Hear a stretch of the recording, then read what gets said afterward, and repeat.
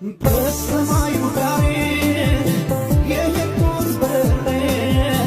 ያልፈልኝ በየነው ስወጣ ከአገሬ በስለት ወጥቼን ለምኜ ታቦት ምን ይዤ ልመለስ ወደ እናቴ ቤት